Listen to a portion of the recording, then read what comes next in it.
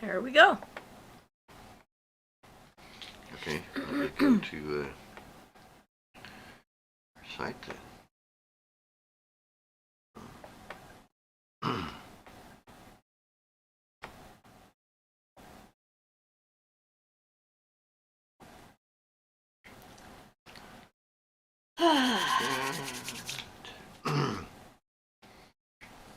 Hey everybody.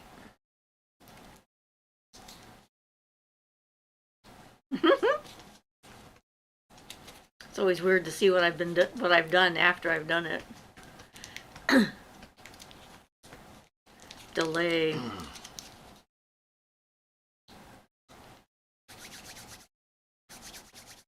Still a little bit nippy out here, but not bad. Hey, people are jumping in. Mary Wick. Hi, Mary. How are you? We have arrived. Angela says, hello, Ian, Siofra, in chat. How are you guys? Doing pretty good.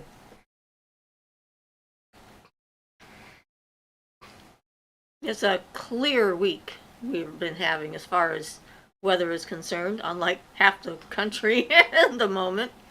Mary Wick says, good, cold in Florida.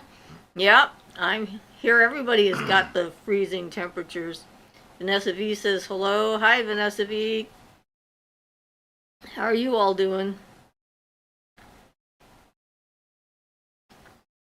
Everybody getting ready for their big turkey dinner or whatever they eat for this time of year, those that are celebrating it. Moonfire Dawn says, good afternoon. Hi, Moonfire. It's popped up a second copy. Sorry. Things doing things on their own. What can I say? Yeah, well, you know, computers, they're alive. Oh, it popped out the chat. Now my chat is gone. It's like, there we go. All right. So I'm back. You're good. Computers. Sometimes. Angela says, right now I'm enjoying tea, going to let some candles charge until Thanksgiving. Moonfire says, a lot of snow in Michigan. Yeah, not as much snow apparently as in New York. Apparently they got 4.5 feet in 24 hours or something. Sounds pretty insane. Charlotte G says, hi all, this is my second live, but I've been catching up with all your other videos in the meantime, Siofra. Super interesting. Well, thank you, Charlotte. We really appreciate people that appreciate us. Yeah, be sure to ask any questions or anything we can clear up or anything like that. Absolutely. That's why we're here, and that's why we do these lives. Because then, you know, sometimes things happen in the moment. We don't always know what people need to know. That's why we ask a lot of questions. And like it when people ask us questions, because although we may be very powerful and all this other stuff, it's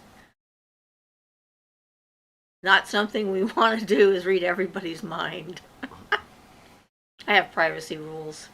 I try not to read people's minds as much as possible. I'm more afraid to read people's minds because I might find out what they actually think of me. There's that as well. And some things I don't need to know. Vanessa V says, I started making the Scarborough Fair tea, just need the rosemary to dry to finish it. Awesome. Cool. And Charlotte says, hey, Moonfire. Angela says, you can't unsee some stuff in people's heads, I imagine. Exactly. Yep. Lucy Flicker says, I have a question if you can help. I've befriended a gray neighborhood cat named Persephone. I only learned her name recently. Took some time to build trust. Angela says, if it helps, I think you two remind me of my great-grandmother. She's wonderful, rest her soul. Lucy says, do you think she could be a spirit?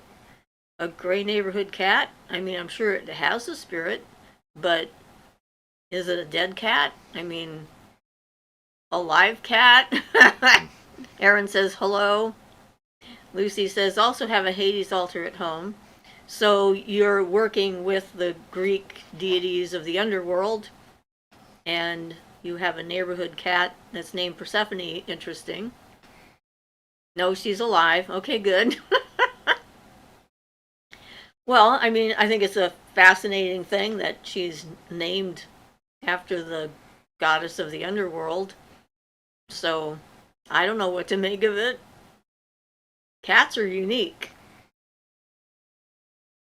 Yep. And the people that own them name them all kinds of strange things. So maybe find out more about the owners? Yeah. Maybe they have something to do with it. I don't know why I can't get that camera set right. You're not liking it again? Yeah, you're all glary on my screen again. Aw. But oh well. That's okay. Try to get that adjusted down. So. I'm all washed out. Hmm. Lucy says, haha, it was quite serendipitous, so I'm happy to just enjoy her presence and the coincidence. Thank you. Yeah.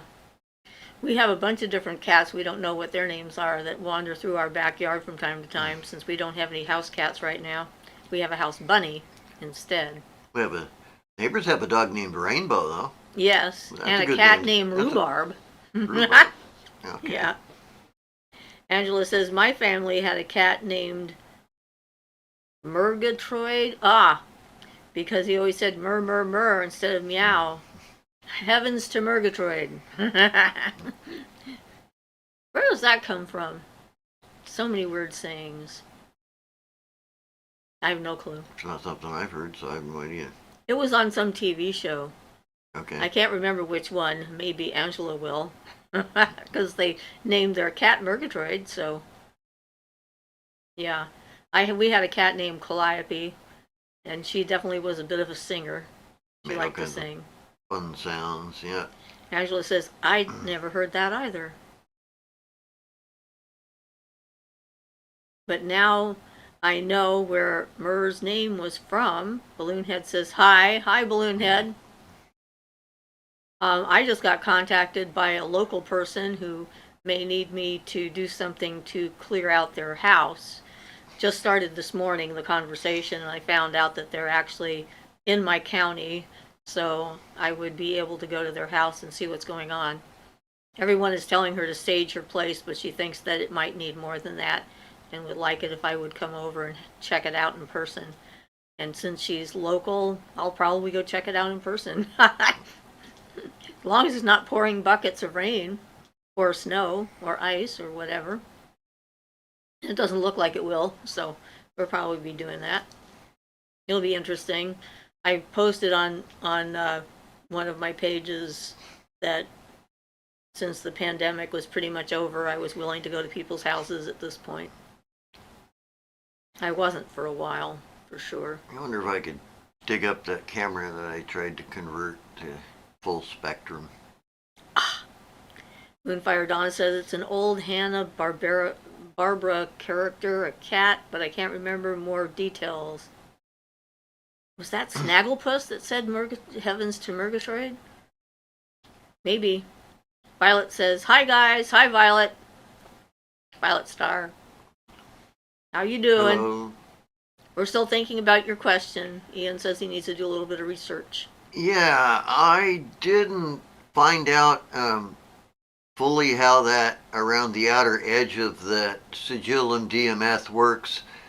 I gathered generally how you do it. There was a code and you figure out you start from somewhere and go through it, but I'll research it because I think it would be good information to know and might lead me to some interesting new areas to investigate for my own interest.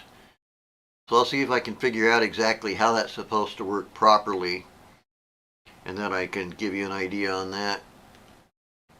I'll research it. Yep. So we got you. Yes, Snagglepuss. Yes, you can. That's it. I loved Snagglepuss. I guess they thought Snagglepuss was a dirty word. I guess so, because it had puss in it. Yep. Violet says, thank you, Ian. Violet says, Siofra, I will work on it too and email you. Cool. Yeah, he was the one that did stage left and stage right and whatnot. I liked him. He was a good cartoon character. Yeah, I liked a lot of those older ones. You had some entertaining ones. They did. So cool. All right. Now that we figured that out, the universe is all right. Everything is where it's supposed to be. Yeah. Tyler Tangerine says, hi, Siofra. I'm at work, so I can't stay. I just wanted to thank you for your YouTube presence. Love your videos. Thank you, Tyler, for checking in. We really appreciate it. Yeah, Tom and Jerry is definitely one of the good ones. Yes, Violet says, I like the old Tom and Jerry ones. Yep. Charlotte G says, I'm at the beginning of looking into this, and it's hard to explain, but I've always felt like I have a special bond with nature. It's like I sense emotion energy from plants when I'm out and about. Well, they certainly have them if you can pick up on them. Yeah, I think that's very positive. Yeah, definitely. And that's sort of the whole point of paganism in general, is that relationship with the world and expanding our understanding of it and connecting to it on a more direct level. So Kendra says, hail there, Siofra and Ian. Been a while, always busy these past Sundays. Well, welcome back. Thank you. Yeah. Thank you for dropping in and saying hi. Vanessa V says, any ideas on using a cauldron? Is it a good idea to burn some dried herbs inside it, like making the fire inside it instead of under it? Absolutely. It depends on what symbolism you're using, but yes. Yes, you can definitely. I've used the cauldron as a fire pot on numerous occasions, and I'm not the only one. And when we use it as an indoor fire, make sure you have a cauldron that has a lid so that you have control of the fire. So when you need to snuff it out, you can. Be careful what you burn in it and how closed indoors it might be. We've discovered that corn dolls are not a good thing to burn in an indoor cauldron inside of a room. They make a lot of smoke. Line it with Epsom salts on the base and use alcohol as the fuel. And it does a clean kind of burn with the alcohol. Right, and if you put something on it to burn, like a spell or something on a little piece of paper or something in it, the alcohol will help that get completely burned. Yep. So you can burn herbs in there or paper spells. Just have to be careful about putting any extra alcohol on it later, because if it's hot inside, it can build up those alcohol fumes and go poof. So yeah, that's why the lid is good. Yeah, don't singe your eyebrows, but other than that. And also, it's a good portable kind of fire that you can use in outdoor rituals. Cauldrons come in many different sizes, and they actually make one that's like a soup pot. That's a big cast iron pot that you can turn into a ritual cauldron if you want. You can put symbols on it or not, as you wish. So I've looked at that. I've seen that one a couple of times and thought, yeah, they make a nice big outdoor one for a larger group of people. So you can have a controlled fire in an environment so you don't have to worry about it getting out of control. And yeah, so. And you can use cauldrons with water. If you're going to use water in your cauldron, you want to have a brass cauldron rather than an iron one, because it'll rust like crazy. Yeah. I've seen them used to as indicator of the Akasha also. In that case, they're usually placed in the center of the place. Of the circle. Yeah. And I've done that. And it is the tool of the Akasha, the whole notion of everything. Yeah, it's appropriate using it like that. Right. And in Celtic mythology, cauldrons were often places of rebirth. Death and rebirth is a powerful symbol for the cauldron.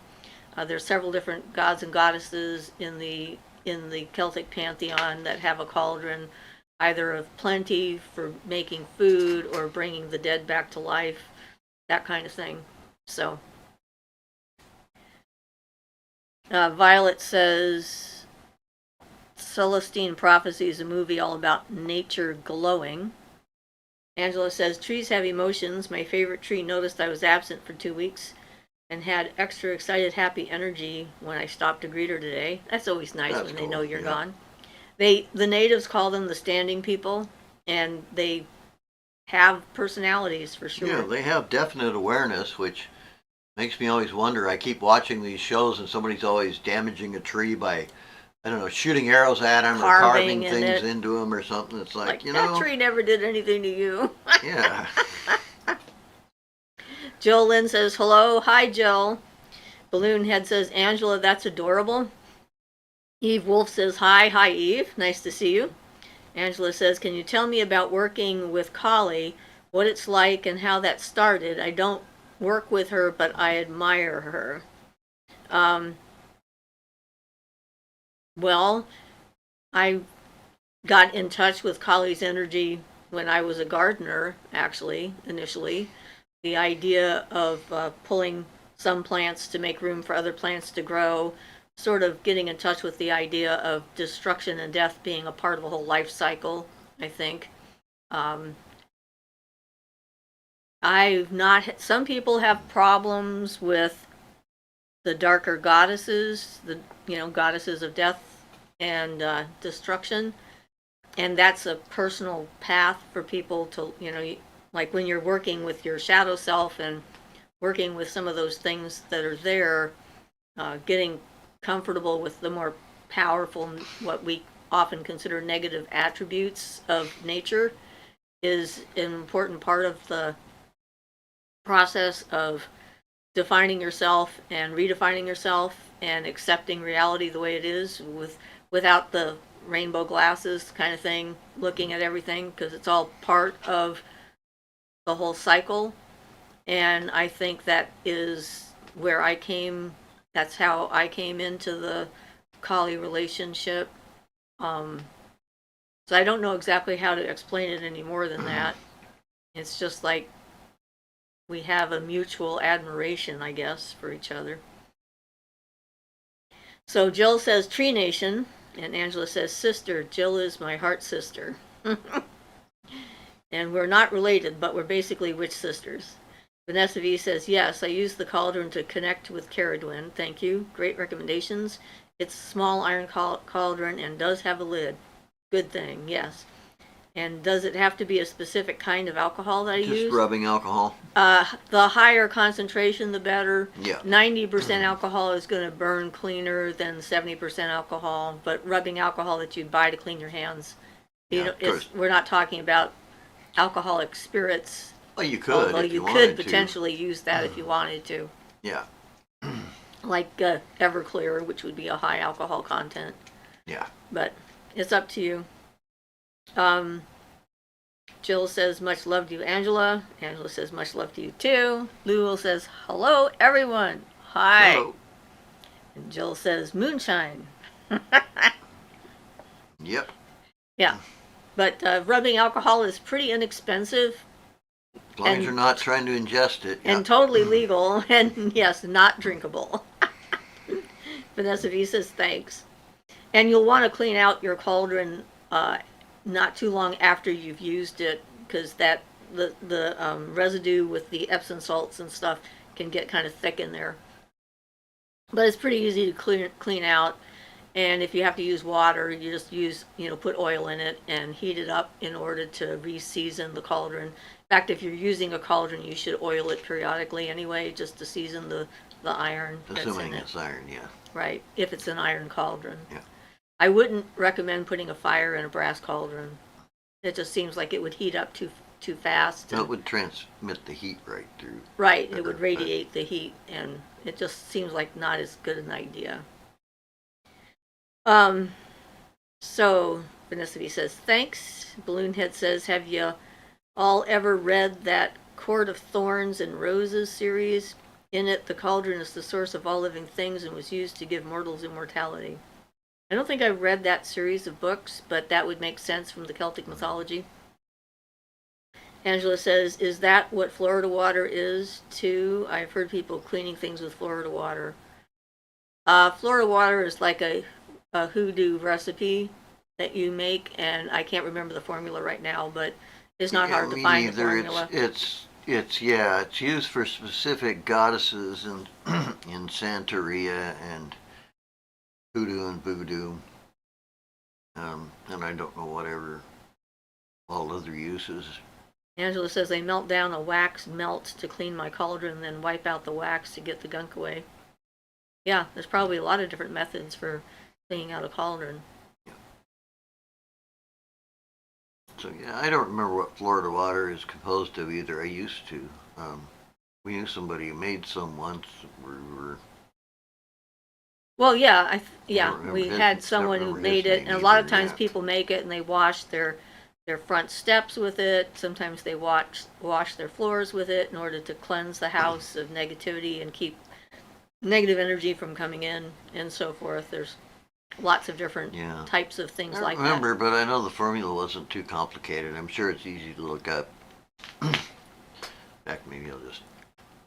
that. Angela says, good to know about the Florida water. Thanks. You're welcome.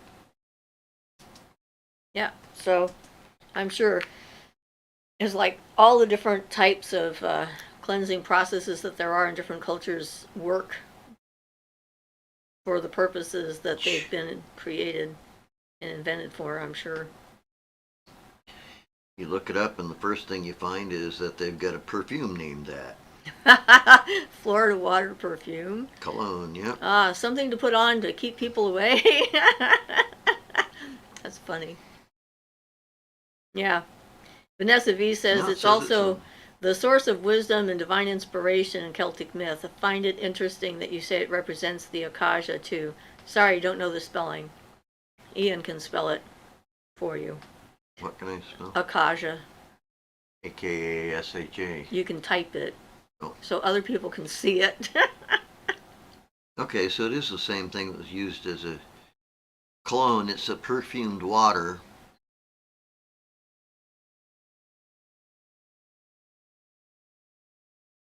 So yeah, I guess I can't find out any details, just like use it as negative for negative energy, clean your altars with it, attract ancestral spirits. Yeah. It just says it's a flower perfumed water, but there's not. Oh, here we go. They say vodka and flesh or dried flower petals for a floral aroma, a handful of basil, thyme, 1 or 2 orange peels for the citrus component, 1 to 2 cinnamon sticks. Infuse it with 5 drops of your essential oil. So apparently it's not a specific concoction. It's a Generalized concoction water, depending on how you want to put it together. Yeah. Okay, sorry. I already spelled Acacia out. Lulu says, Okay. I don't have a cauldron. So far it wasn't necessary. Should I get one? What is it usually used for? Well, some of the uses we've already talked about for pulling in the Acacia representing the fifth element. It is the tool of the fifth element. And for, burning spells or getting rid of things in and and that kind of thing. And like I said, I have a brass cauldron that I've used for scrying. Yeah, using it for the Acacia, you're more representing like it represents more like all things, the infinite, the undetermined, what hasn't been manifested down yet into material reality that you might want to manifest down, things like that. Yeah, so it's kind of a universal reference in that sense. It contains all things, so you can get all things from it, that kind of thing. I don't know if that's any more helpful, but Angela says, good to know. I guess I'll come up with my own way to make it. And no problem. Jill says, the Akashic records reveal that I've lived 2,642 lifetimes. okay, well, The that's young a lot. one. Since everything's happening at the same time, I don't know that the number of lives we've lived actually has any validity or importance when it comes to what we're doing here now, since the one we're in is the one that's the one we're living or Yeah, remembering well, or my argument whatever. would be that until you reach a certain point, you're better off not knowing that information anyway, because you're more likely to get all of the bad things from your past life rather than the good ones. Remember all the disappointments, all the things you were guilty of, the things you were ashamed of that you did, things like that. The mistakes that you just made, brings- plenty and plenty and plenty. Yeah, that can just bring more and more pain into your life. You know, if you knew ahead of time what kind of past life you had and you were a good person, I guess it would be different. But yeah, that's like, are you sure you want to know? Certainly, if I ever get the chance, I'll ask myself if I'm sure I want to know. But that's not something I've attempted yet. So Angela says, my cauldron is mainly used for offering candles and incense burning. She's little. Well, that's okay. And as long as I don't get phobias and negative things out of mine, that's good on me. Make the new life great, you know. Well, yeah, that's your choice. That's the thing. The cauldron offers, you know, in that symbolism, it offers anything, and you make the choice that what you pull out of it is good or bad. So Jill says I did a soul path clearance to clear those things. Okay, I guess I will accept that. I mean, every life is a challenge. Yep. Oh, smart sister, Angela says. Yeah, well, you know, there were some significant people who remembered their past lives and things, but most of them that I have heard about that really remembered things, it has come about naturally, except in like one or two cases I can think of. Well, certainly I remembered a number of them myself. Yeah, you kind of forced it, though. Well, but not the first ones. I was born remembering several lifetimes, and then I did some past life regressions that they came. See, less than dreams. Less than ideally cautious regressions that you did. Well, that was David. Yeah.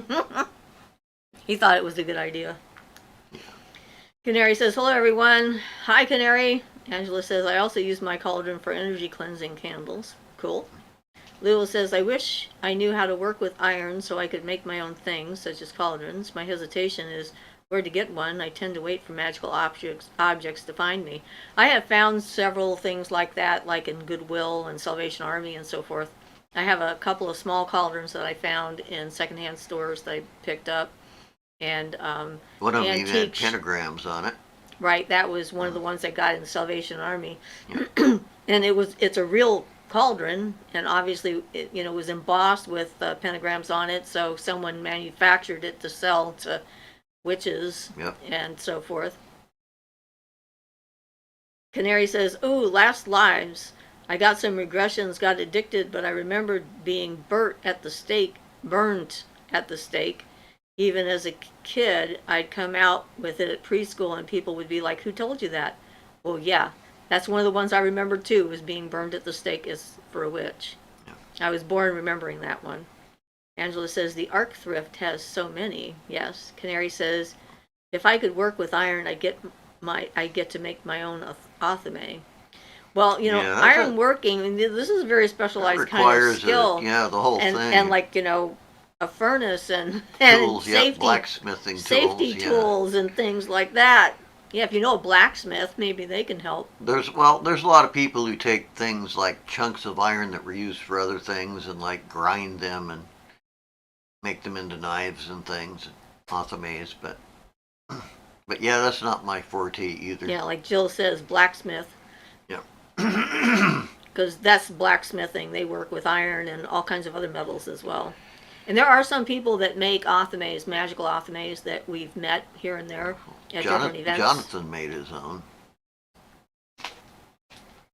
He's got it on his website, on the YouTube channel. It's just not coming to me. That's okay. But, yeah, you can probably find instructions. High heat to forge iron. Yeah.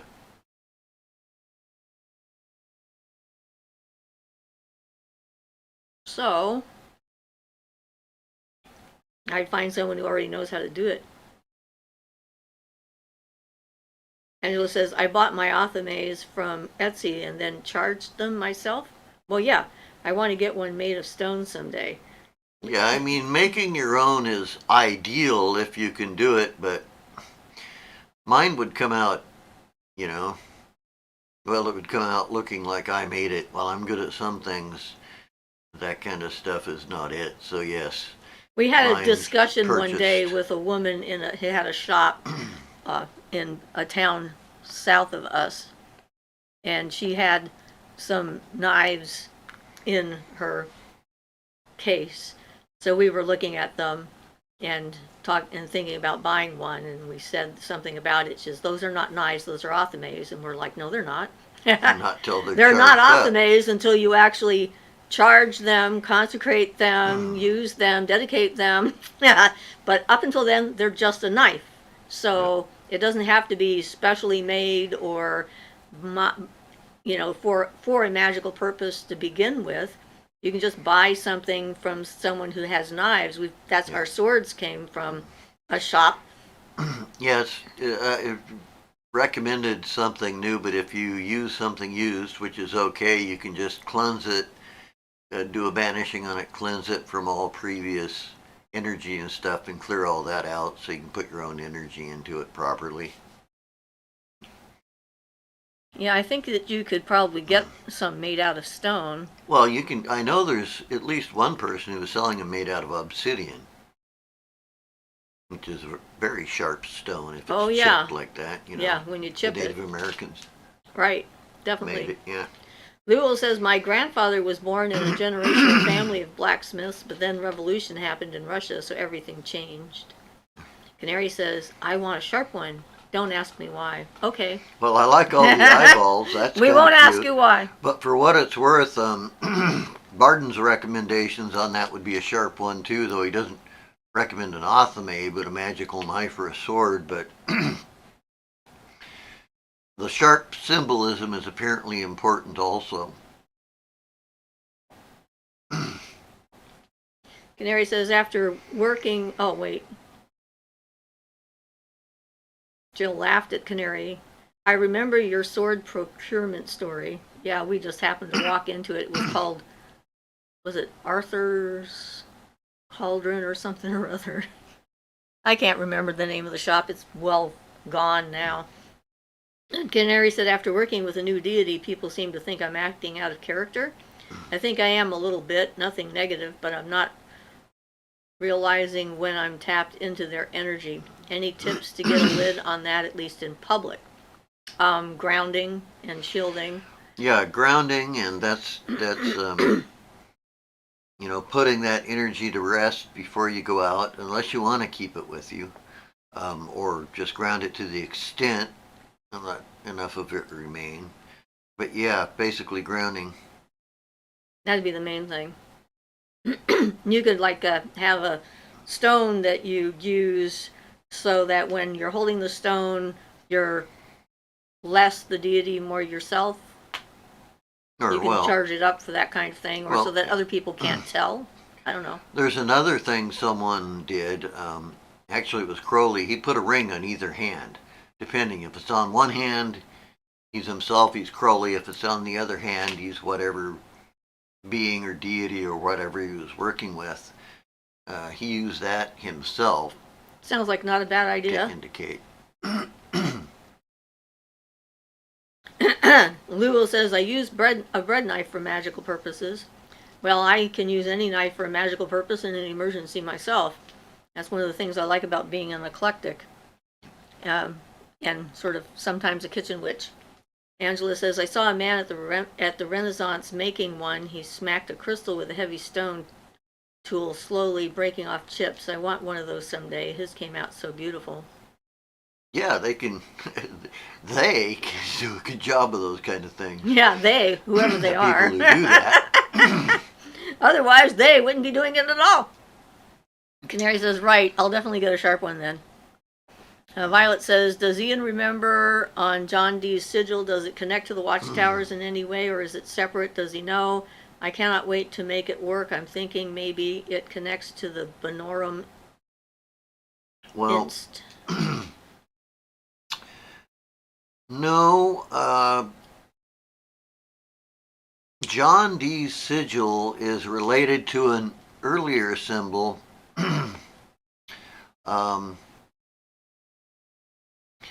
And the earlier symbol was with different letters and things on it.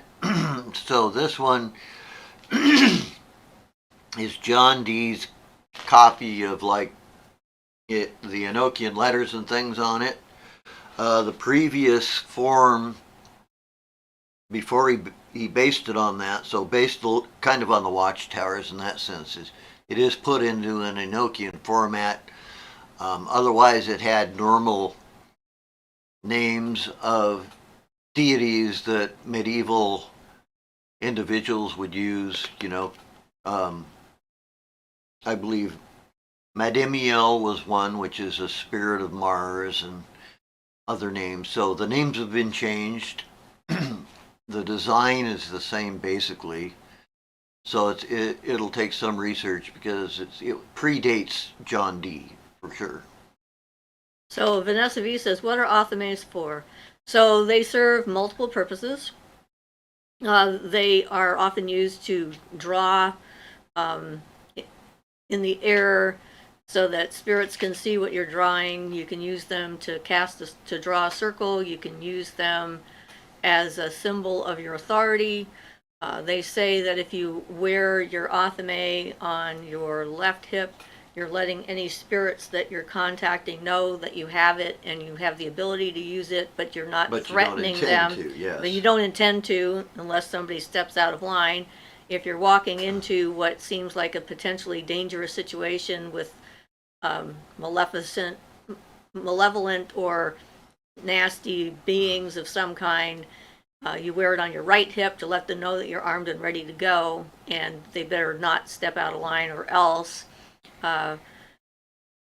It's a general all-purpose tool for a witch, whereas a general all-purpose tool for like a magician would probably be the wand instead. They're kind of used similarly. In the same way, only that the symbolism of the Athame is more pointy, I guess, Well, also you can use it for unbinding things, cutting cords between you and other people, or separating things away from you because it's a knife, and you can use it that way as well. So yeah.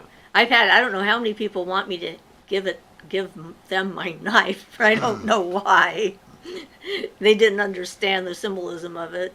I was doing a rain dance down in Santa Cruz, a public rain dance, and I was leading the circle, and I was using my Athame to cast the circle, and this random guy walks up and says, "Okay, give me the knife." And I looked at him, I go like, "Excuse me?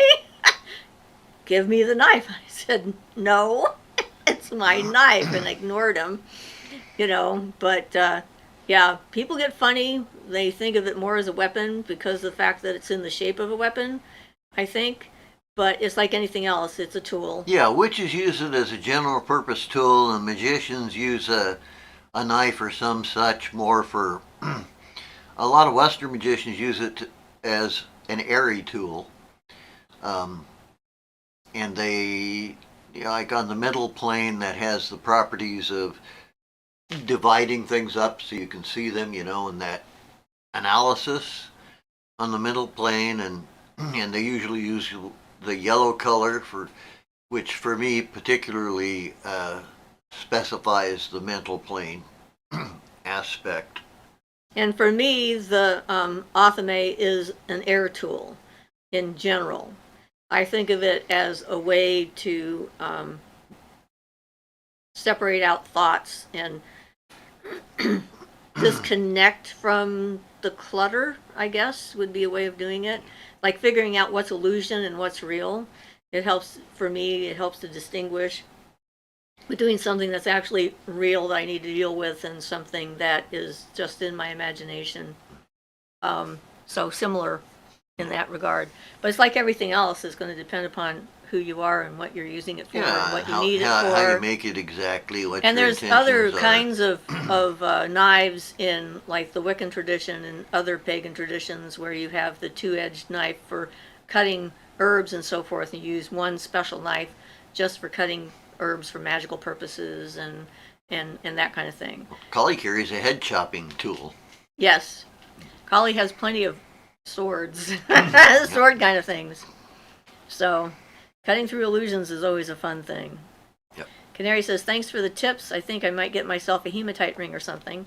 Yeah, well, you can try. I mean, I don't know how many hematite rings. They always break on me. And I don't know if it's the nature of the stone and in ring form, and like I like accidentally hit it on a surface and the thing will just shatter. But maybe you'll have better luck.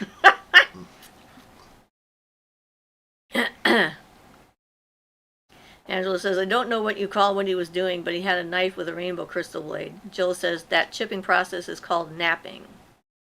Cool. Violet says, oh wow, it predates John Dee. It was not brought through the Showstone? Showstone, that's how they spell it. Way cool, smart guy Ian. Just these little tidbits is priceless to me. More. Well, I'm thinking if I'm going to research it, I might make another video on going deeper into it. Well, we always I like see to no go reason deeper. why not, as long as I can dig up more information. Yeah. Ruth says, hi all. Hi, Ruth. Angela says, thank you, sis. It was so cool to watch. Looked relaxing, actually, to do. Violet says, I know it connected to the days of the week because of the planetary colors. Canary says, wow, I didn't know that much about Athame. Makes me want one more. Well, that's the thing. It's like every little thing that you start to learn in the craft in general leads you down all sorts of different pathways to understanding things on a slightly different level, or a different approach to it. And so far everything's been good. Angela says, mine are filed down smooth so they can't cut. I hold mine during protection rituals or meditations. If I feel I need to go in guarded, my Athame even has her own very own name. Which I would actually recommend to people, and keep the name secret. And that just helps with manifestation of whatever you're trying to use the tool for. So, yeah, naming them highly recommended. Well, Ashley names everything. Well, She names stuffed animals, statues, and everything. Her vacuum cleaner has its own name. And it gets very confusing because she kept talking about this Susan. And I'm like, who is Susan? I'm like, oh, it's your vacuum. Okay. I think it's Susan. I could get it wrong. Angela says, I heard she dances with her swords on fire in one story. That would be Kali. Stephanie says, sorry to be off topic, but is it okay to have a small wand, smaller than a forearms? You can have it any length you want. That's a good, convenient length, and that's the only reason for that length is it's good and convenient. That is what they recommend, as long as your forearm. But there's no technical reason behind it. Which is good, considering mine are usually like a lot longer. It's just a convenient length. I like to really reach out there. I have a very big aura, you see, so I have to like really be able to get past my aura in order to affect things. That's what I'm going to go with. Well, hey, So, yeah, that's not that important. That's just a convenient measurement that people use. Yeah. It can be a twig, and it can still have power. Yep. It's like it's you that makes the difference, not the length. Of course, it's, since it works with your imagination, if you have a little tiny toothpick-sized wand, it's going to be harder to imagine it doing great big giant things. Well, that's true. So, you need to, you need it to work. It needs to work for you. As long as it works for you and with what you can imagine work with, then it's great. Yep, this is true. Yep. It's kind of like a stubby pencil versus a full-size pencil or something. It's maybe just a little inconvenient or whatever, but yeah. Well, people have mini altars and mini tools and stuff that they put together to take with the traveling altar that's in a box kind That's of thing. fine. Like I say, it's only... It's the representation of it. It's just a little harder to visualize and get it connected with like big power if you've, a little bitty thing. But that's more personal. There's no reason it's harder to get connected. It's just harder to visualize, So that's a personal thing. If you can visualize a little tiny wand having mega power, good.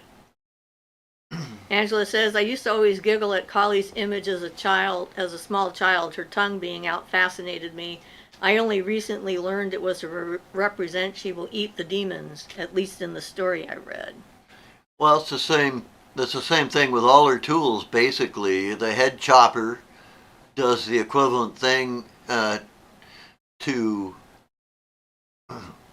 basically work on your mental aspects, your mind and things. Or destroy the ego. Destroy the ego, So they're aimed at, her tools are used for the enemies, but in symbolism, the enemies are all bad and negative qualities that an individual has. So all the scary things that Kali have an explanation for them to use them to get rid of the worst parts of yourself. The symbolism of some of them can be a little hard to dig up, but generally it's pretty, it's not hidden anymore. So you can find out what the symbolism of all her tools and things are pretty easily by looking it up. So Angela says, I do the same thing with statues, dolls, and stuffed animals. Vanessa V says, oh, interesting, thank you. I use a wand to open and close circles, but now I kind of want an Athame too. Yeah, I'm using wands more often for that now, but I certainly used my Athame for a long time, for many, many years. I only had one basic wand to use, and then I got into the planetary wands, and now the elemental wands and so forth. So. The way I do that is if you're really looking for protection, you're looking for to make a circle to keep things out and protection and stuff, use an Athame, and then use your wand if you're looking at it like a container of energy and that kind of thing. So I'd use specifically a sword or an Athame if I need it for protection, and otherwise I use a wand. And Angela added, she also names wands and Athames and nicknamed the trees. Stephanie thought that was funny, and Jill laughed as well, and has a heart. Jennifer S. says, I've made several small wands. They're great for travel. I guess that would be true. They would be easier to port. When I was teaching a class with my wands, I was doing a wand making class for a festival environment. I actually created a wand carriers out of those mailing tubes and covered them like with fake leather kind of stuff. And most of them were, I could get them in different lengths so that I could fit my wands in there since I had so many. And that way I could transport them without them getting loose and banging around and into each other and all that other stuff. It really worked very well. It worked quite well. So that was kind of interesting. Angela says, I have used a feather for a wand and a pencil once because I was having writer's block. My pencil is mightier than the writer's block. At the prison, when I was teaching at the prison, they sold wands at the commissary, and they were basically a pencil. Did they? I didn't know without a point. No, okay. Yeah. All right. That was the only kind of wand that someone could buy. We actually managed to get them to allow us to have actual sticks, and then the guys would decide what crystals they wanted to have on them, and I went and made them and brought them in. But they had to stay with my stuff. They weren't allowed to take it back to their bunk or whatever, because apparently they were worried they'd use them as a weapon, because anything can be made into a weapon. Prisoners don't have free reign for much of anything. And they don't want them to have cookies. Oh, yeah. The evil cookies. They were terrified that they were all going to want to come to my class because I brought cookies. Come to the dark side. We have cookies. Yep. It's funny what people get afraid of. Anyway, so Stephanie says, okay, great. I understand. It's going to be my first wand. I found the stick while taking a walk and felt like it called to me. That's always a good way to find a wand. Krista says, hi, Siofra and Ian. Hello. Glad you guys are well. Hi, Krista. Thank you for joining in.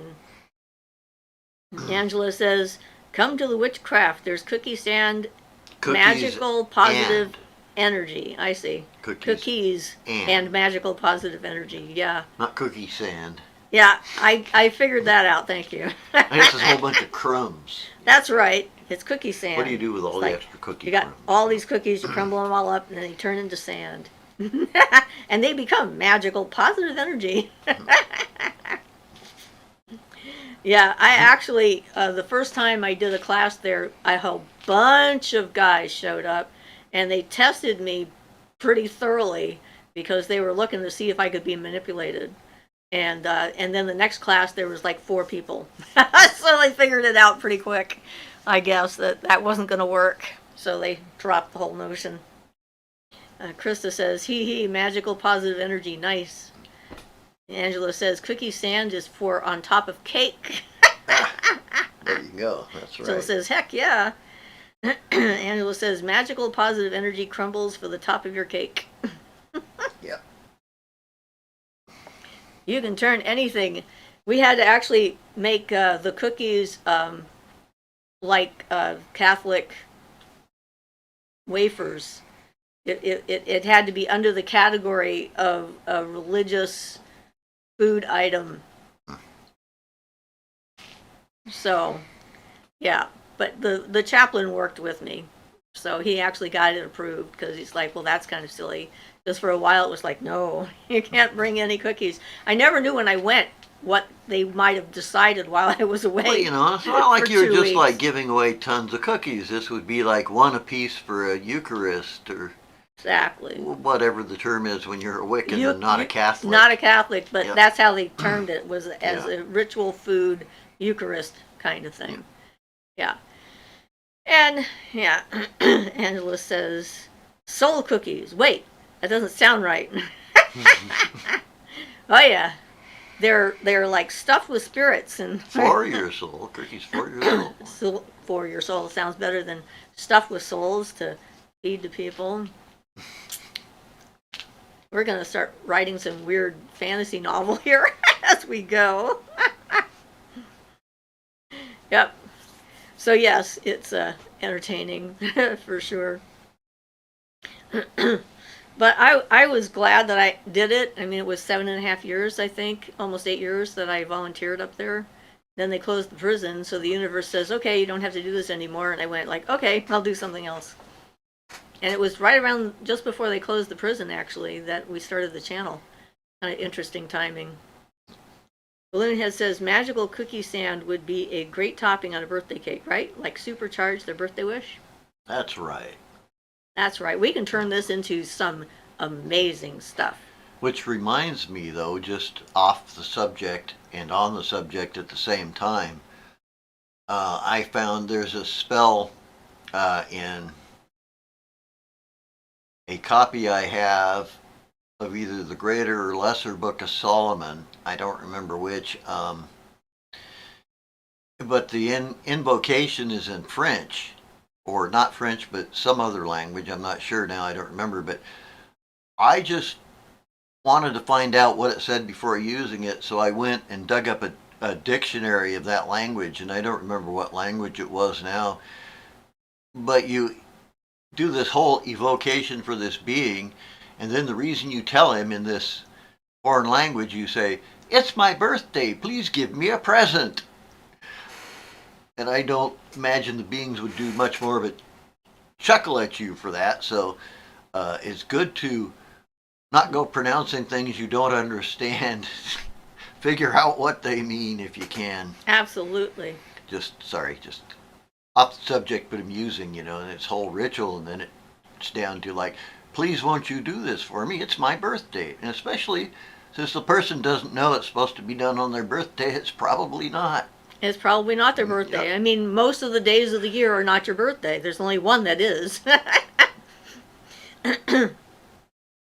So Angela thought it would be amazing to have supercharged magical cookie sand. Krista says, cool, heard of that book. Violet says, what did you start to channel? How on earth did you begin the prison thing? Interesting to me and very brave and giving of you. Well, the channel is what you're watching right now that I was referring to. Channeling is something I did when I was 28. And I've done some videos on what that was like, on being Moida and so forth. That was sort of like a culmination of the being that was with me when I was little and went all the way through and is still around. I mean, that's like a whole thing in there. And the prison thing was interesting in that I never thought of the idea of volunteering at a prison, and I was in a car accident and I was seeing my massage therapist, and she was working on the prison chaplain at, around the same time, and he had mentioned to her that he was looking for someone to do a pagan circle. Wiccan circle is what he thought of it as, because in his mind all pagans are Wiccans, so whatever. And so she gave me his number because she thought maybe there was a thing there. So I called him up on the phone, we met and talked, And I decided, okay, the universe is kind of pulling us together in an interesting way. This is an opportunity. Will I take it up or not? And I decided to try and see what happened and took it up. And I had to go through a lot of work in order to do it. There was first an online course I had to take with an exam at the end. Then I had to go to the prison and do a video conference thing, which was another course, and then we had to go back to the prison for the prison specific rules that they wanted us to know. So there was like 3 different things. Of course, they had to fingerprint me and do a background check and so forth, make sure I wasn't like an evil felon trying to get into the prison to influence them or something. And there was a lot of resistance from the staff at the prison because we are in a pretty conservative county. In fact, mostly our entire county voted Republican on every issue in our state, and a lot of religious people and so forth. And they see anything that's not in a form that they understand that's different from them as being like of the devil kind of thing. So I had some challenges when I decided to do it. And I knew that that was going to happen when I went up there. But I also got backlash from the pagan community for choosing to go up to the prison. It was sort of a surprise to me to find out how many people in the pagan community thought that that was a bad idea and that they were worthless people because they committed a crime. So why the heck would you go up there to help them? And I'm like, so all the churches and AA and everybody else goes up there to try and recruit them for later down the road. And we're supposed to sit back and just ignore them. And so the needs of the pagan prisoners in our state were starting to be met. They sort of had a whole thing about it. So if someone went to prison and was a pagan to start with, then that was a thing. So I decided it was something that was worth doing, whether or not they took what I gave them and used it what I would consider correctly later on or not was up to them. But at least I knew they were going to get correct information to get started on because there's so much misinformation out there. And since the prison is closed and so forth, every so often I get a message through Facebook from one of the guys that I worked with thanking me for what I did and that it changed their lives and gave them something to look forward to and a way to cope with what was happening, and they really appreciated and valued it. So even if only one of them felt that way, I decided it would be worth it. And that's it. When you're at some point, service is part of this path, giving back, and the universe offered me an opportunity to do it in such a way that it was close to hand and I could drive up there and do that, and so I did. And then they closed the prison, so that ended that. I didn't have to say, okay, I'm getting to the point where I don't want to do this anymore. So yeah, that's what we did. And I taught them some of the videos, the first ones we did, like the tree meditation and the healing chant, and focused on self-healing and healing others and that kind of stuff, and trying to clear out themselves and taking responsibility for their actions. And some of them were pretty entertaining, trying not to take responsibility for their actions. And I kind of like stomped on them when they tried that. Like, I'm sorry. What do you mean? It wasn't your fault. Probably how they ended up in there in the first place is not taking responsibility. Pretty much. So that's how that went. So Balloonhead says, ha, or laugh out loud. Krista says, oh yeah, love that story. Moonfire Dawn says, I love how you put that in. Balloonhead says, those channeling videos are very cool. Thank you. I actually heard from someone who only knows me through the books. Contacted me through Facebook a while back and asked me if I was the Siofra that channeled Moira. And I said, yes, I am, but I have changed. So that was kind of interesting. So I guess enough people have bought the books that it has become something out there. So Moonfire Dawn says, all the talk of magic cookies makes me want to run to the weed shop. Stephanie says, I agree with Ian. Even movies, whenever they do incantations in unknown languages, I cut the sound off. Well, yeah, there was that one movie we saw, Lawnmower Man, Oh where yeah. they had magical sigils flashing through subliminally in the images, and when we went to watch it just as a movie, and then all of a sudden we recognized a number of the sigils that were coming, and we just immediately like shut down. It just Yeah, they blocked, were taken out of and out of the Key of the Solomon. Key of Solomon. They're spirit seals for evil spirits, and they put a whole bunch of those in that show. And not just that, there were other magical symbols from other cultures, some of which we couldn't even identify. Right.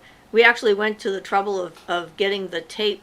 That's when you only had VCRs, and going really slow to identify all the different symbols that they were using in that. It didn't seem to have anything to do with the story. The idea of these things was to make him more intelligent and stuff. And I'm like, well, why would they be Somebody using? just wanted to put a bunch of demonic seals in it. It I seems think. like that was the Yeah, case. because it really had not. The movie wasn't to do about supernatural. No, although he ended up with superpowers, Well, yeah, kind of but it thing, was but like a- it was not. Yeah. That wasn't really the focus. Anyhow. So Angela says, I hope the ones who took your class are living better lives now. Some of them I think are. Violet says, wow, on all that resistance. Thank you, Siofra. Stephanie says, I think what you did for them is very cool and kind, Siofra. Yeah, I'm glad. Thank you. A Balloon Head says, it's amazing how we meet people. You're a very inspiring person. Thank you very much. Jill says, wow. Violet says, oh my God, Lawnmower Man. I remember that one. Angela says, I've never heard that. So strange. Violet says, it was so long ago I barely remember. Yeah, I think the only reason is, I mean, they flashed through very fast, but I was familiar and perhaps even working with those at the time, so I recognized them pretty easily. Well, yeah. Yep. I mean, some of them you couldn't see unless you slowed it down and did, because some of them were only a single frame when we got the tape and started looking. But a lot of them, the ones from the Key of Solomon, were on there several frames, so the image was there long enough for us to immediately identify what it was. Oh yeah, even which book they taken an image out of, because they included an ink dot in their images with one that's only on one particular copy. Yeah. Of the seals. Yeah, so clearly we know what book they scanned them from, and they were all reversed, every single one of them. Well, it's because they just scanned them in, so they Right. were reversed left. So they reversed them right. too. It's like if you reverse something negative, does that make it positive? Not necessarily. I don't know. It was like, ah. So yeah. Why do people do that? Stick sigils in? Do Well, you think they even understand what they're doing in the movie?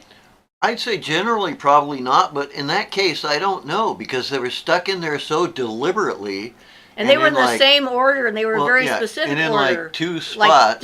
Like like storms and like disasters, and then controlling the people, and yeah, it was so, very odd. I'm a little suspicious.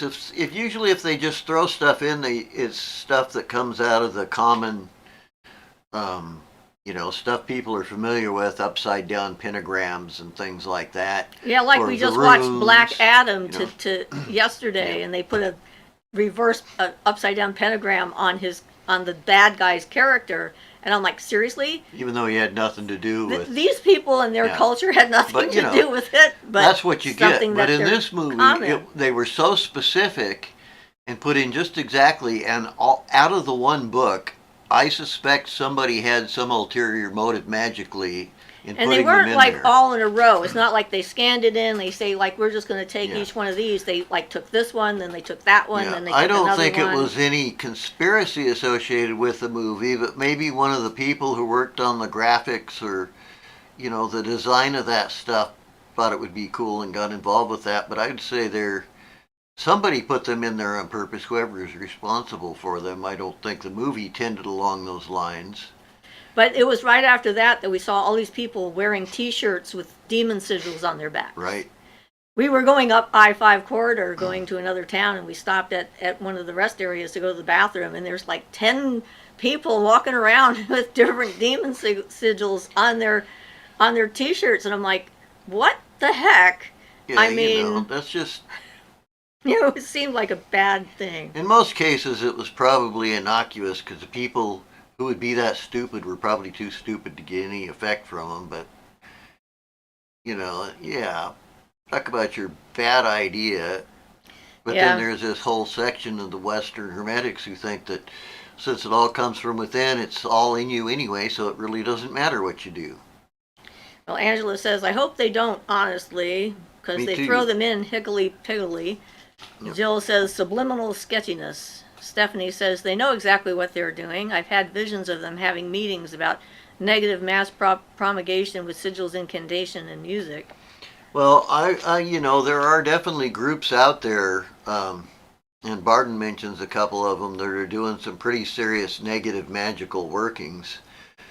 Hard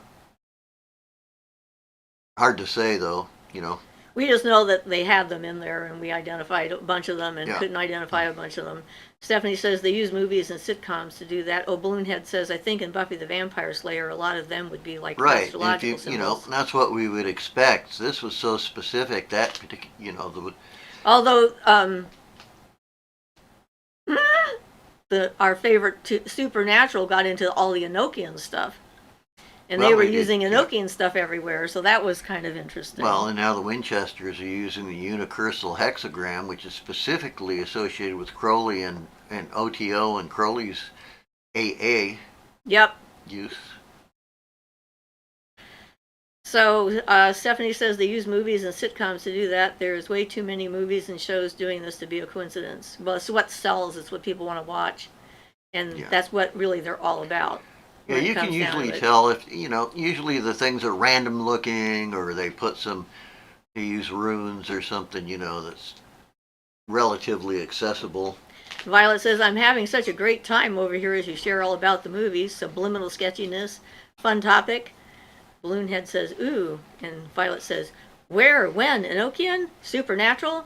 It's on Netflix. You can watch all 15 seasons. Something like that, yeah. They start off right at the beginning. Well, I don't think they start off with Enochian. Well, I think the I third don't know, or fourth. maybe they do. Yeah. It doesn't take long. They get into the Enochian right off the bat with what's Yeah, his it might name? be the second season when, the angel shows up. Yeah, Castiel. Castiel, that's what it was, Yeah.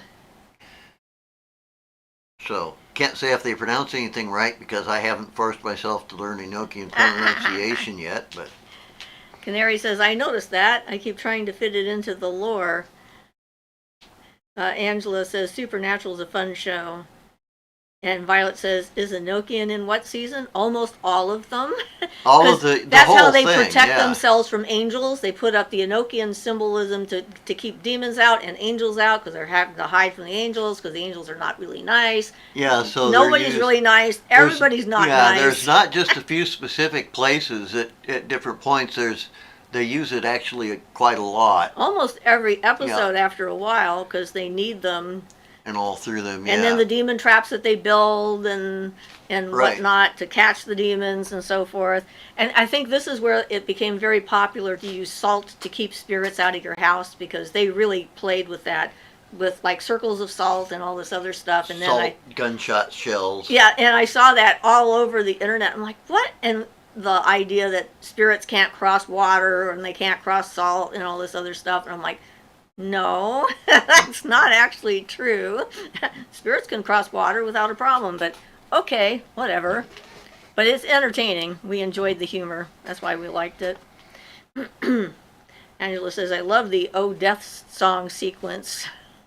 They have some really episodes. funny stuff. The one where they got the luck one. The unlucky thing. Where all your luck is like turned onto, you become the unluckiest person in the room. So anything throws, it hits you in the head.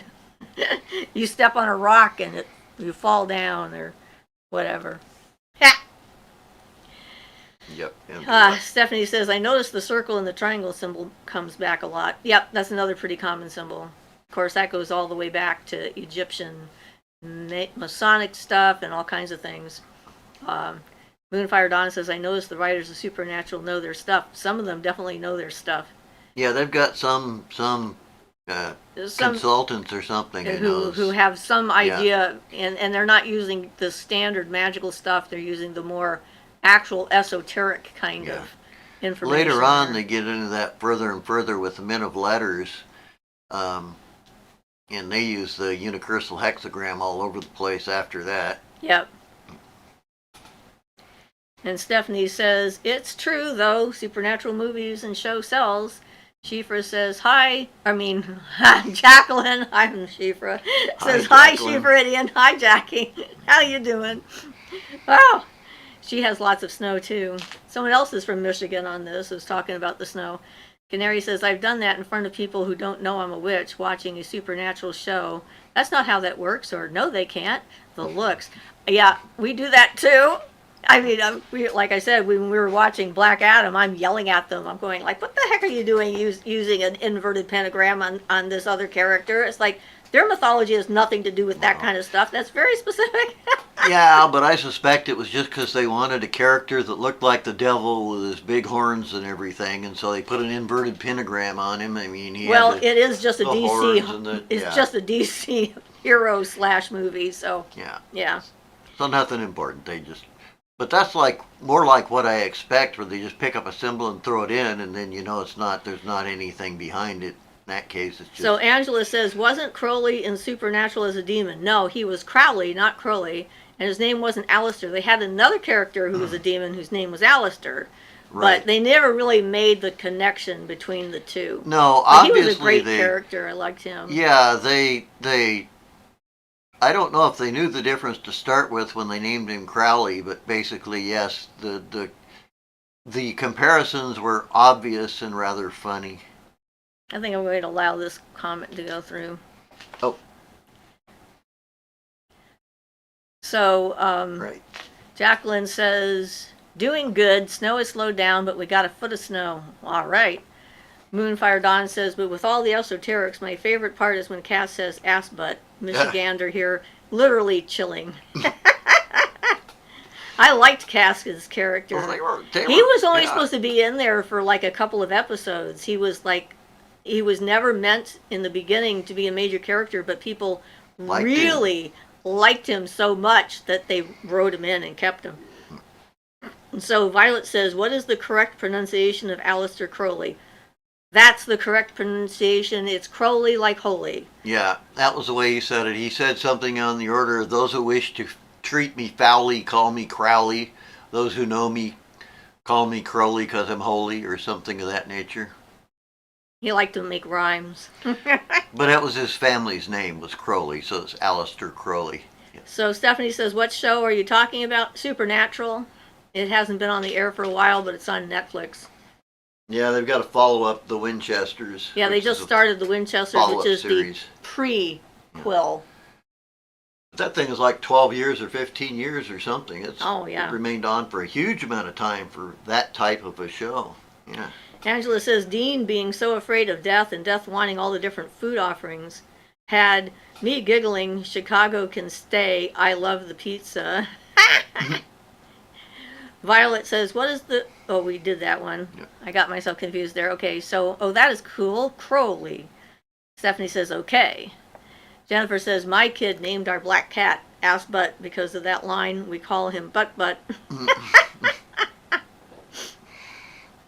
Well, if you're going to... The thing is that some people watch those shows and take them way too seriously. And, they have some interesting stuff in there and some accurate information, but there's a lot of imaginary...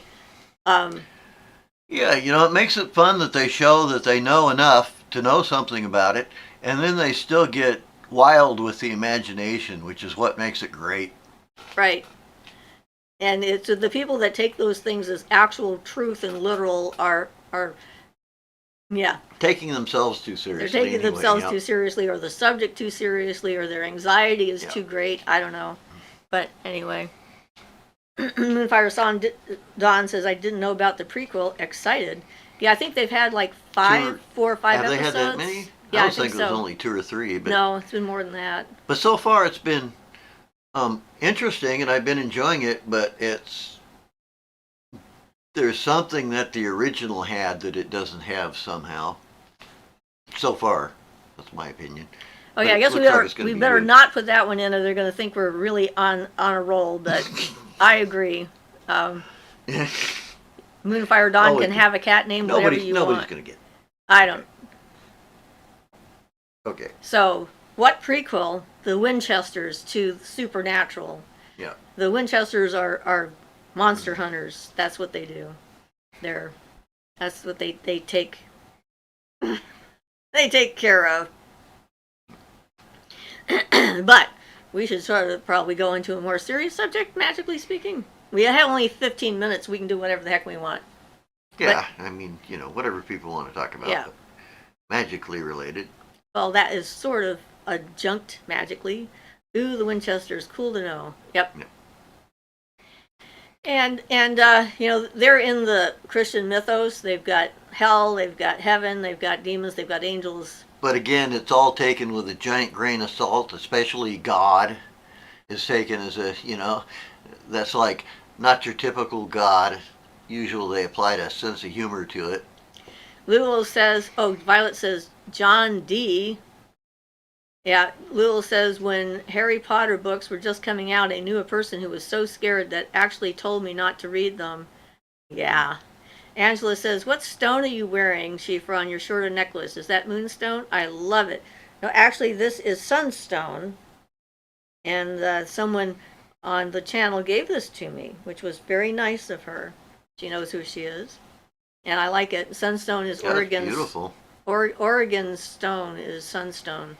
So yeah, I thought... the copper work is just amazing. Yeah. She has some other copperwork stuff. I'm going to have to talk to her about getting more than one picture for each piece. She's probably hearing me right now. But, that we're going to see about putting up on my site so people can buy them if they want. Angela says, it's gorgeous and gorgeously wire wrapped too. Moonfire Dawn says, laugh out loud, sorry. That's fine. We were just getting carried away.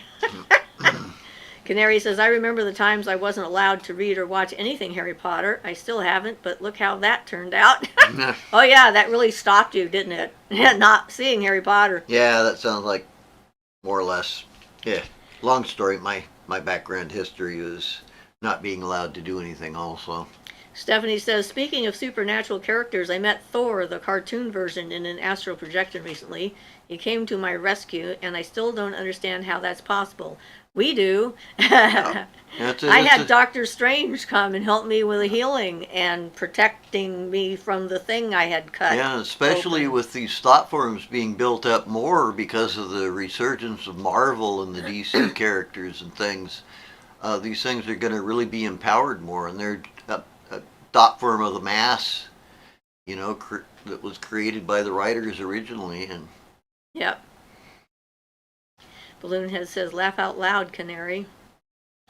Angela says, my family marathons Harry Potter but doesn't like witchcraft. I giggle at that still as I'm in the spiritual closet. Stephanie says, oh my God, no way, Dr. Strange? Yeah. And I was like, what? Well, he's a doctor and a magician. And I needed both, so it worked out for me. Interestingly enough, this is one of our parallel experiences that we had before we met, because I ran into the character of Doctor Strange on the astral before I met Siofra, and same type of thing. It was clear he was a thought form that was there, all the people who thought about him in the comic book and all his fans and all of that created the Doctor Strange. So Balloonhead says, the first time I dreamt about Aphrodite, her body was made of water, including her hair. Cool. That would make perfect sense since she was born out of the sea. Angela says, oh, that's a cool dream, Balloonhead. Balloonhead, that's so cool. Canary says, yo, if next time I do a house clearing and Captain America throws his shield I'm be feeling some kind of way. Somebody says, okay, so you're saying they're thought forms. Well, yeah, they're animated thought forms. Yeah, with all the people who have, and the emotions too go into it. All of the emotions people have, making them, whether they're a good guy or a bad guy, they really build up those forms on the astral and mental planes. And your own subconscious can then tap into that. I mean, I think the reason I had Dr. Strange there was that at that point I didn't believe enough in my own ability. that I could handle it without extra outside help, and he came and he did the shield of the seraphim to get rid of the astral form of the guilt that the woman was making, and then helped with the healing of the woman's stomach after we took out her ulcer. Yeah, knowing this, it's why I don't care so much for some of the movies that are made, like the Freddy horror movies and things, where they... Yeah, because those thought forms are so negative. Yeah, building up a negative thought form like that is going to take its toll generally on things. So Joy says, could you use a 3-inch piece of selenite as a wand? It doesn't come to a point, it's rectangular. Yes. Sure. I use them all the time. Yeah. And I have one that I use in a lot of my cleansings and going and working with spirits in people's houses and stuff like that, because selenite is like such a light energy. The light in it is so strong that spirits can see it, and I've used that as a tool to help take a spirit out of a house that it was stuck in by projecting the light so it could see it as well as I could see it, and let it out there. But absolutely. And it's interesting, my granddaughter notices the difference between a piece of stone, a piece of selenite that I have used, and one that she has. And she can tell that the one I give her that I've used is stronger than the one she has, because she doesn't know yet how to like charge it up on her own.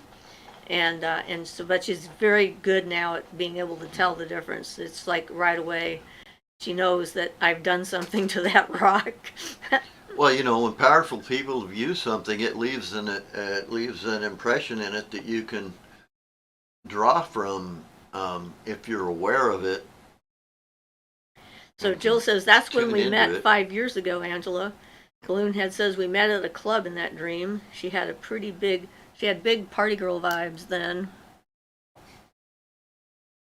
Jill says, the Harry Potter marathon.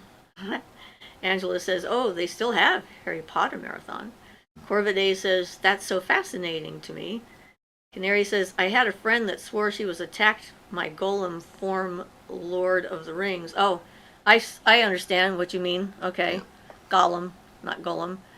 Although they're very similar.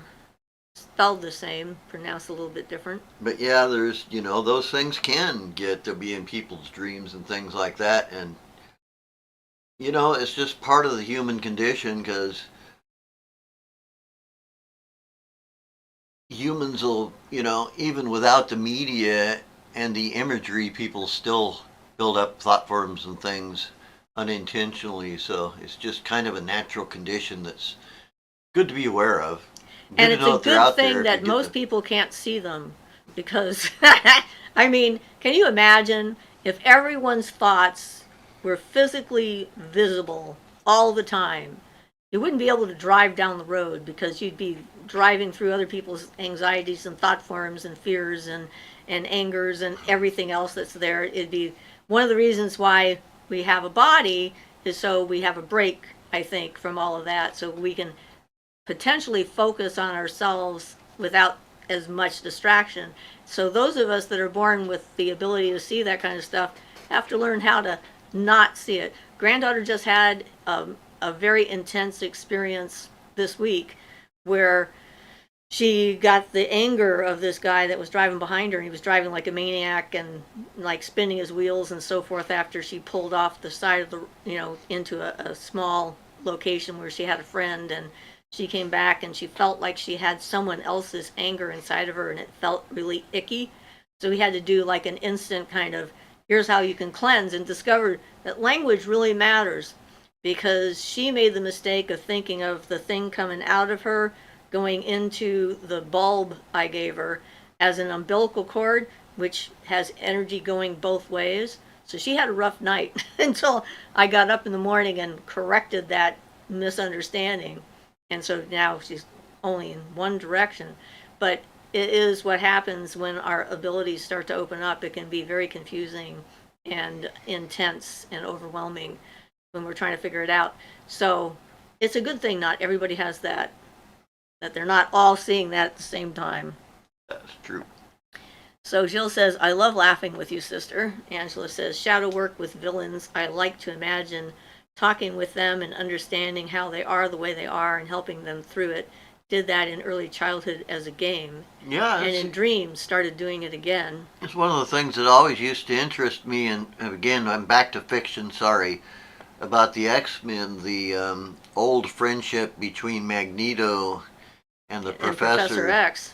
Yeah, I really liked that a lot because, you know, they showed that despite the fact that they were enemies, they had a lot in common and were really kind of friends despite their they just decided to take a different path for how to express their what happened. And I like that. You know, it showed like that despite the fact that they were on opposite sides, they had some mutual respect and stuff. And I really thought that was a, you know, it takes a really good bad guy to have a really good guy. Yep. So Stephanie says, yes, that makes sense for them to be thought forms since millions of people know and love them. It gives their beings a lot of living energy. Yeah. Jill says, is it true that Moldavite will disappear and then randomly return? I have no idea. I mean, I have things that sometimes disappear and then return, so maybe. I have it happen with other things because I don't have any Moldavite, so I don't know. Vanessa V says, yeah, I have a lot of dreams with fictional characters. Balloonhead says, have you all read the Silmarillion by J.R. Tolkien? It's the background story of the world the Lord of the Rings takes place. I have the book, and I've read it years and years ago, and they're using that, I think, for some of their basis for the prequel, The Rings of Power. Angela says, I'm loving the redemption arcs for many villains these days where they get a second chance. Yeah, and that's something I like too. I mean, for me, a good character is someone who goes through a definite transformation. They can start off like a complete and total moron and not understand anything that's going on and be making lots and lots of mistakes. And then if they start to understand the impact of what they're doing and choose to be different and go through the process of becoming a better version of themselves, then I like it, even if it's like icky and in the beginning. If it has that kind of a redemption, I guess, learning, you know, because we all have that potential to learn. Nobody wants cookie cutter characters who are just all the same and don't change, you know, in general. Yep. Well, and then if they don't Not change, nowadays, then what was anyway. the point of watching them go through all that stuff? Yeah. It's like you're just watching a train wreck happen over and over again. It's just like, Well, you know. yeah. But anyway. So Aquarian says, hello, happy to make the tail end of the live. I teach Sundays, so it's hard. Welcome, Aquarian. Thank you for being able to join us for the last few minutes. Angela says, Maleficent and Maleficent, Mistress of Evil, are my favorite. Love deep characters with many facets. Yes, I thought that was a perfect example of a misunderstanding that was set right and getting the motivations for the other character. I thought that was just marvelously done. I really loved them. Vanessa V says, but I do believe some characters existed before they were written. As a writer, some stories have come to me in dreams, and I've heard of others having similar experiences. Yeah, those things are out there in the Akaja, and you pull them through according to what your particular tendencies are and such. But yeah, the world of ideas, the Akaja, you might call it the world of seeds of things that are ready to sprout forth down into people's minds and inspire them, things like that. Well, a lot of things may not have been written down, but were stories that were told that are part of our race memory, the unconscious of the whole humankind, and that kind of stuff. So, yeah. Jill says, what blocks dream recall? Various things. Waking up at the wrong time, not practicing enough to recall the dreams and writing them down. Yeah, I'd say for that one, basically practice. Practice is the main thing that helps with dream recall. Yeah. Violet says, did you get those teeth, Ian? How are they? Nope, not until my birthday. It's been delayed now till, It's my birthday. Well, January. It wasn't delayed, but it's like the plan is like every 2 weeks starting in December that he goes in for a fitting. So, yeah. Vanessa V says, I guess that's why many cultures have a figure like the muse. And muses are out there too. Yeah, Definitely. You can get the inspiration for sure. Corvidae says, I write fiction, so I maybe just like the idea that my characters are alive to me because I put the energy into them. Well, yeah, and I've run into different astral realms where the writers are actually working with the characters and the characters are trying to work out the plot to help the writer, which is just great. Balloonhead says, also, when I first moved to the house I live in now, I saw a lot of colorful 2D cartoon-looking images, faces pop in front of me. I have no idea what they are, and sometimes I question if I'm crazy. Just let them go. Don't let them make you question whether you're crazy. Just go, okay, saw that, all right, on to the next thing. On to the next thing. Aquarian says, loved your videos on Mercury and Venus. How Venus is water element is so interesting.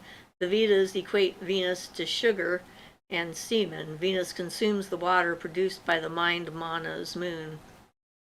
Cool. Violet says, is he getting the metal posts? No. Not. He's getting plates. Moonfire Dawn says, come back here. Oh, my finger is going in the wrong direction. There we go. The power of fiction is highly underrated. Imagination is a huge part of magic. I love The Sea Priestess and really want more books like that. Yeah, that was pretty awesome. Yeah, Moonchild is kind of interesting too.